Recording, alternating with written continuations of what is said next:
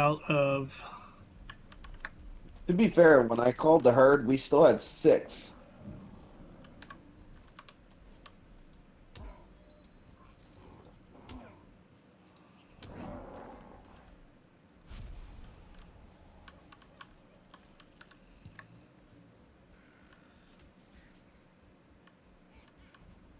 Come here.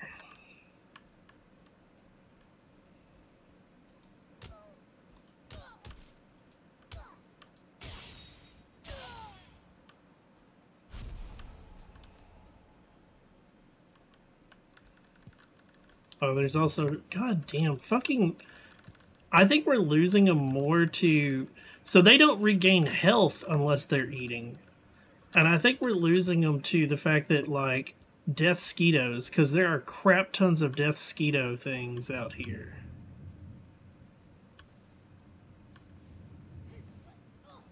That I think the death skeetos are what are calling our herd.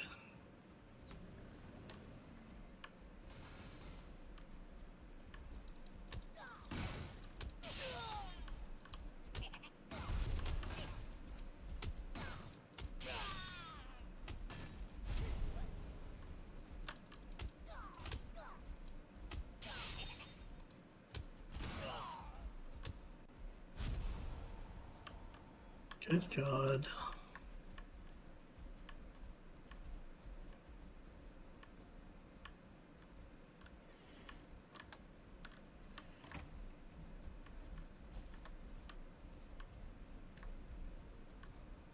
Okay, we're down to 3 Loxes in the front pen. 3 adults, 1 baby.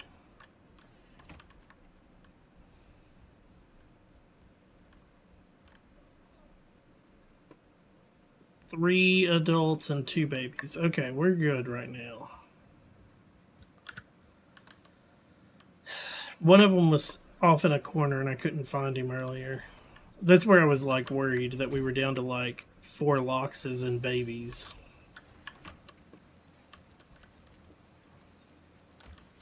Also did not help that we had fucking 2 tons of furlings outside.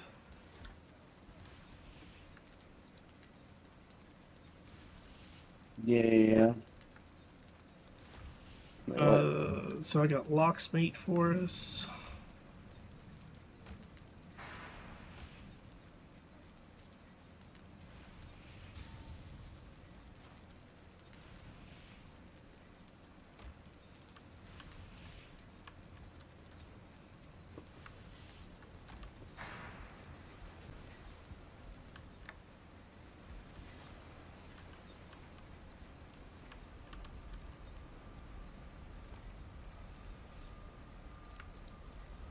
Leave cloudberries here.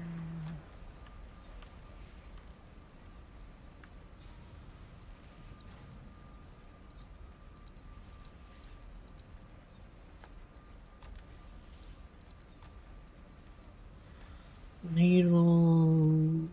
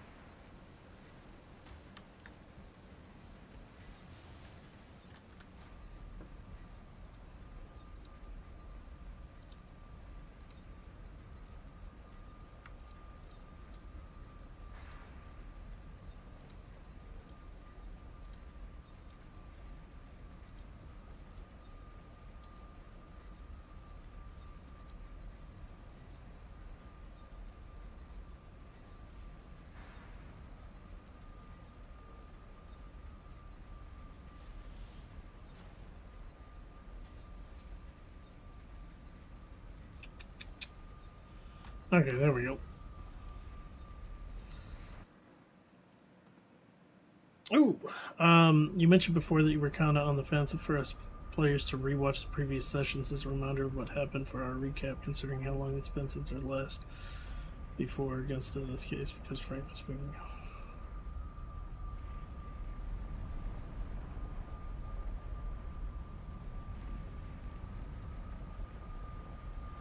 Yeah, no. Go ahead and watch it, Graxel. My big thing about rewatching it is not. It's not that I want you guys not to rewatch them. It's the fact that you guys need to take your notes and like keep up with what's going on a little bit better. And part of the reason I say that is the with note taking, whatever you have in your notes, you have to decipher what the hell you were shorthanding. Which makes it more believable of how your character would maybe remember something. Whereas if you're going back and full on watching old episodes, you know word for word what I said. And that's where it gets into that like iffy part of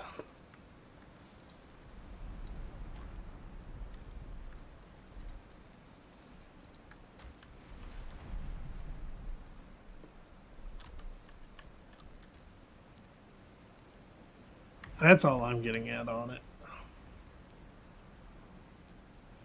Okay.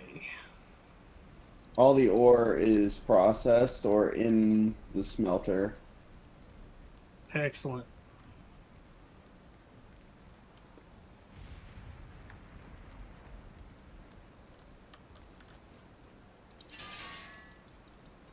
Oh, dude. This forge...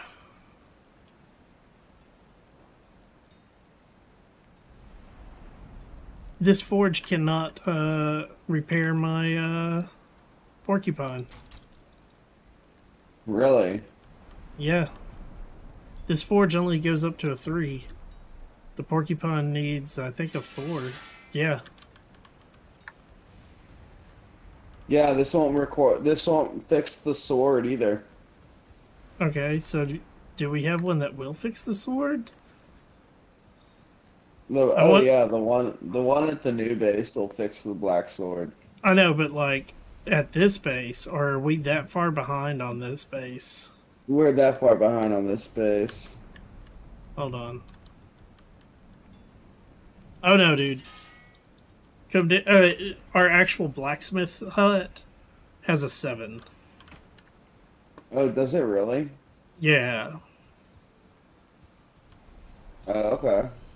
So our base doesn't have a 7, but our town has a 7. Fair enough.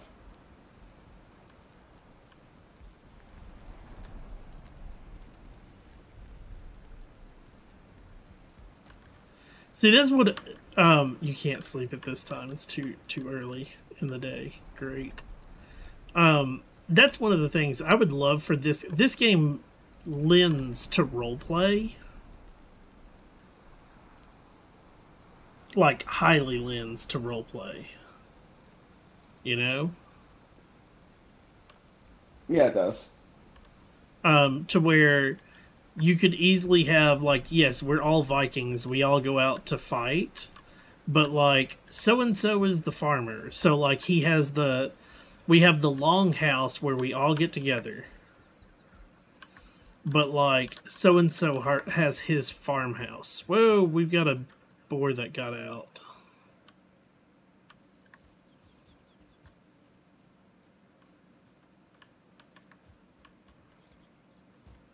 So, like, in an example right now, Treston is in the farmhouse. We got more than one boar out, dude. How did the boars get out?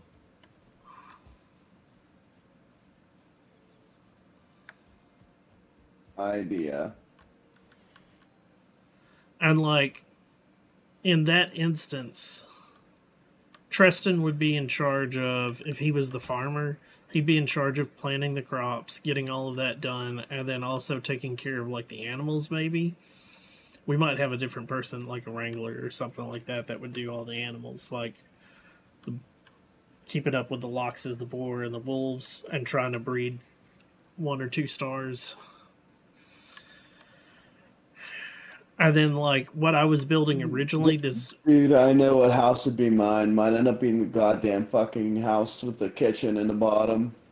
Right, and that... See, that's the kicker, is if you're looking at this house, it has a spot above for you to, like, put all of your housing stuff, put anything you need to build up there, like we could build another forge and whatnot, so that you don't have to ever come over to the main base to do it. And I also left walls open, like they're just blank walls, for us to build the bakery stuff already. So I actually pre-planned the kitchen one pretty well, knowing ahead of time that there was the bakery thing.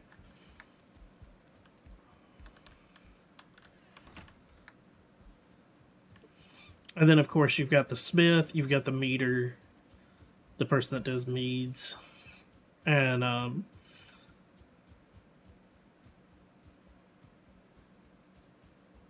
I guess we'd have a... And then everybody else would just have, like, their own little, like a hut.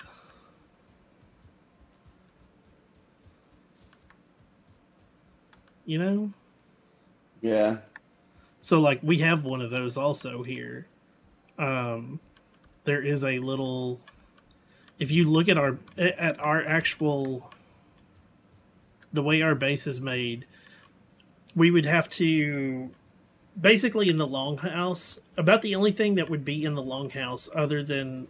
We would take some of our forges and whatnot out of here, like all the utility stuff out of it.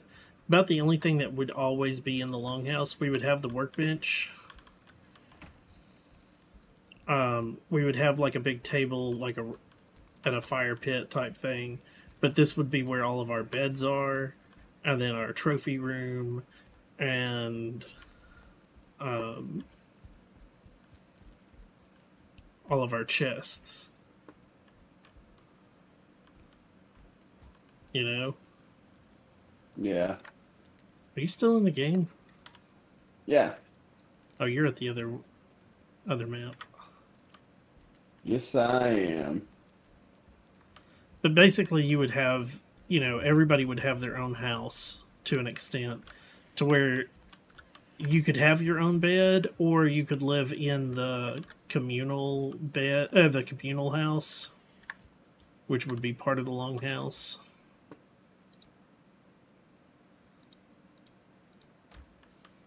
Okay, I'm gonna kill these boar that are out.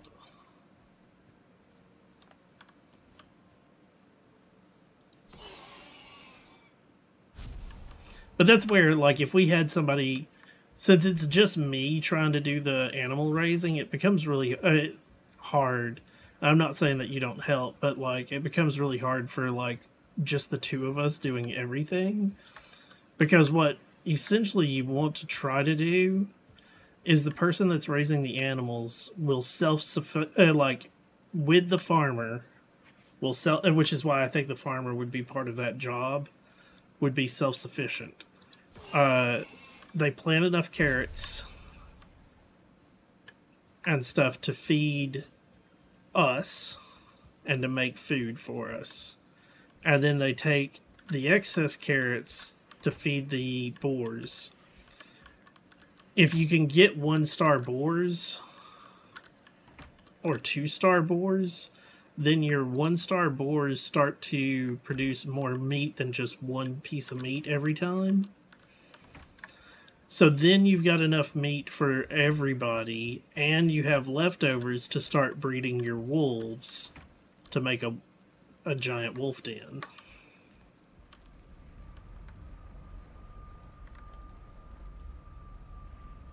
And then your wolf den will help you when you're going out and doing missions. And then once you start breeding loxes, your wolves are like... Your wolves don't really help too much with the loxes, but your wolves are like a very big part of. I hate to say it, if we could have 2 tons of wolves, like I would love to have right now, running around with us, that are 1-star or 2-star, yeah, a few of them would die to the furlings every once in a while, but we would still be steadily making wolves that are 2-star so that we could just like carry them with us. You know? Yeah. And in an instance like over here, oh, we need to make a new base. You pick 2 of the 2-stars, you throw them onto a boat, like you cheat them onto the boat, and then you just start a new breeding pot.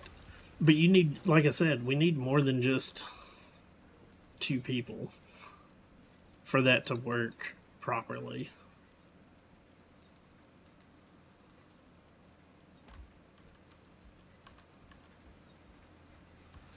It's always the things that I like about games like this that I'm like, ooh, I would love this, but to find the people to do it is always a pain in the ass. Yeah.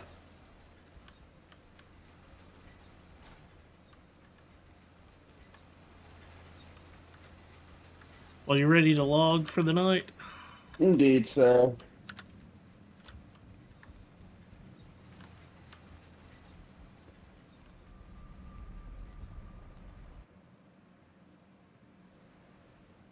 I want to know when I looked up and Stream Elements says I'm now live again.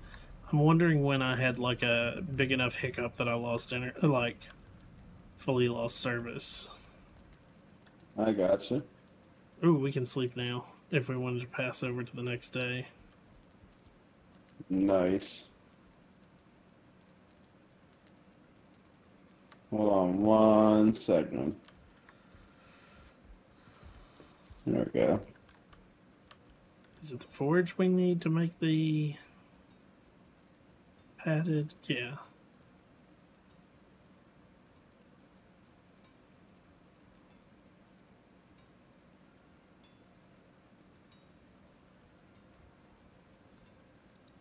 Padded greaves, 10 iron.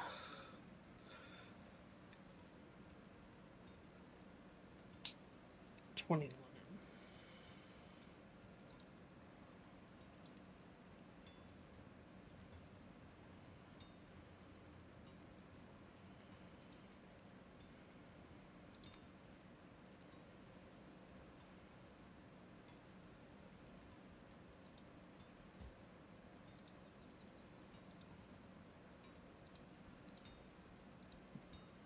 Oh, you know what I just thought of? We don't have a new bow yet.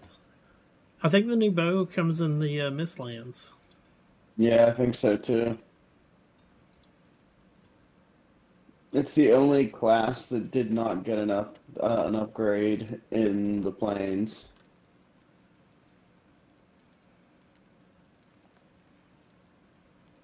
I ended up building the black metal axe. I'm curious to see how fast it swipes down a goddamn tree.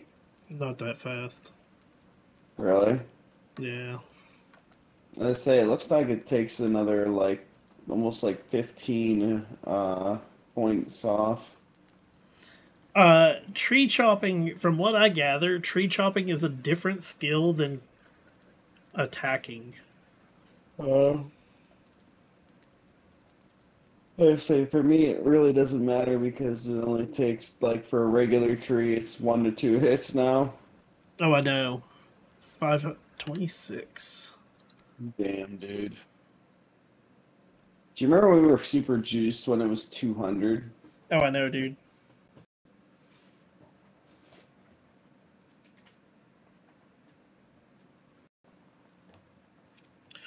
Well, I want to thank everybody for coming out and watching tonight. I want to thank Orb for coming and playing with me. We'll be back tomorrow with Overwatch? No. Wednesday. Sea of Thieves. Yeah. Sea of Thieves. And then Thursday we got D&D, followed by Modern Warfare. Friday is more Sea of Thieves. Saturday is Modern Warfare. Sunday is Valheim, and then Monday is Overwatch. And actually, Thursday is a toss-up between Overwatch and Modern Warfare after D&D. That's beside the point.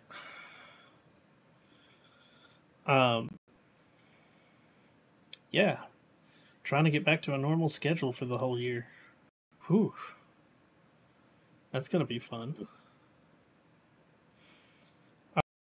If you are looking at the schedule and trying to figure it out, we have 2 days of Valheim, 2 days of Sea of Thieves, a single day of D&D, because that's a hard one to get two of.